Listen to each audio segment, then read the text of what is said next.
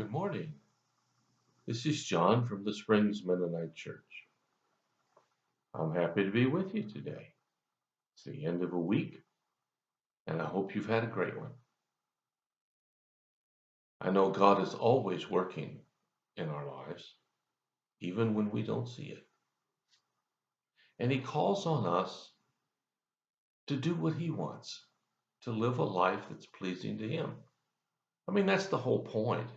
Life isn't about accumulating things, though you can do that. It's not about getting prestige. You can get that too. But when you die, there's nothing left. It's just you and the eternal Maker. So today I have a couple of words from Paul's letter to the Philippians, chapter 2. And I want to begin with verse 3. Here's what he says. Don't be selfish.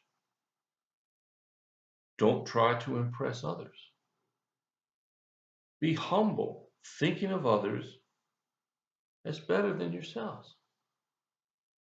Don't look out only for your own interests, but take an interest in others too. Well, boy, those are really tough words. Have you ever been selfish? Have you ever been somewhere and you wanted this, but that meant someone else couldn't get it?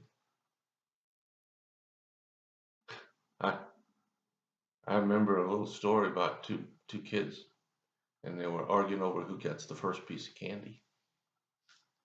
And the mom says, "Well, now, if Jesus were here, he would want the other person to take the candy." So the older brother looked at the younger brother and said, "Tell you what, you be Jesus." You know, most of us don't mean to be selfish, though there are plenty who are.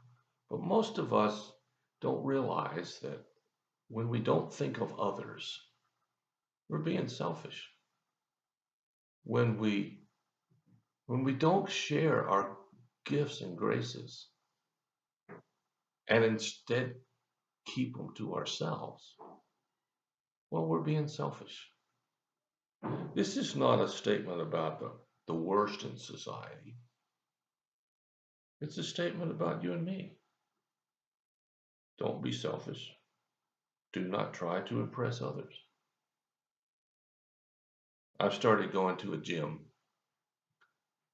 Doc said I'm supposed to. So my wife and I joined this gym.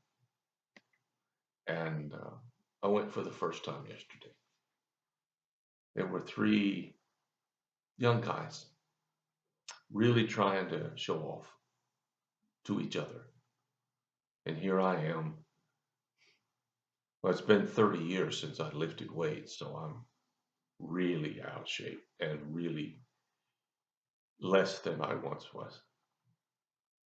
And I kept thinking, I don't care what they think. I'm here to try and improve my own health. But yet they, as much as they wanted to do things, they really were trying to show each other up. And even in simple things like that, our basic nature of selfishness and self-aggrandizement are there. Now, I'm not saying you shouldn't do some things that you find to be inventive and different. I got lots of flowers in my yard. I think I got more flowers than anybody around me. Of course, I can't take credit for it. The previous owner put them all there. But that doesn't make me think my house is better because I've got prettier flowers. Why is it that our lives so often revert to what I have versus what they have?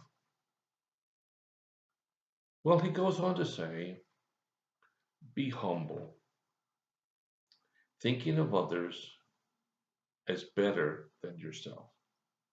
Now, one quick point here. Paul is not saying to put yourself down. I know a number of people that whatever happens, the first thing out of their mouth is a put down of themselves. That's not what he's talking about here. He's talking about thinking of others first, putting them first. Not that we can't go second or that we shouldn't participate or we shouldn't get or we shouldn't enjoy, but our pleasure is to be subjugated to other people's pleasure. And again, that's not to say that you shouldn't have any pleasure, shouldn't do any things that are fun. But when you go on vacation, maybe you can look for someone who's having difficulty during that vacation time and help them out. I know you went to relax, and that's a good thing. Everybody needs to do that. But everywhere you go, God is at work. And He wants to use you to share that with the people that you meet. So he goes on to say here, don't look out only for your own interest, but take an interest in others too. Now, my wife and I give of our financial resources. We do pretty good. There are times when I think we could do a lot better. And as we've gotten older, there's time to think about retirement and how we're going to pay for it. And there is this notion in the back of my head, why should I give this money away instead of putting it in an account for us?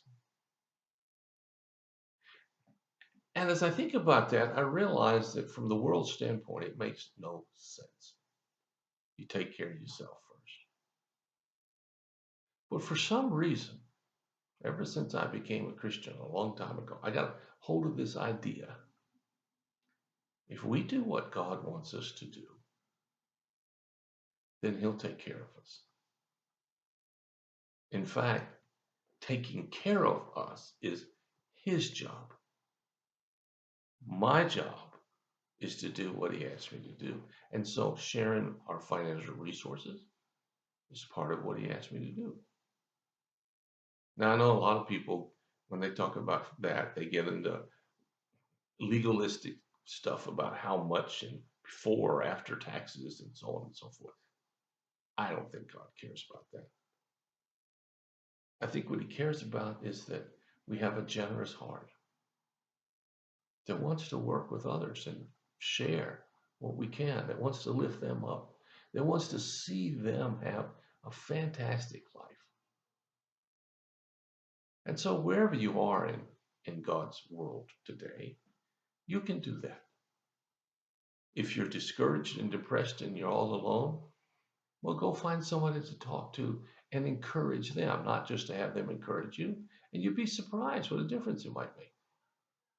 If you're on top of the world and everything's going great, could share that.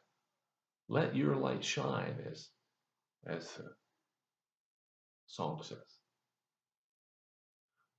But yet, as we find ourselves here at the end of this week, let us remember, God made us not to have pleasure, but to serve others. In doing so, the pleasure part will take care of itself. Well, thanks for listening. Hope you have a wonderful day.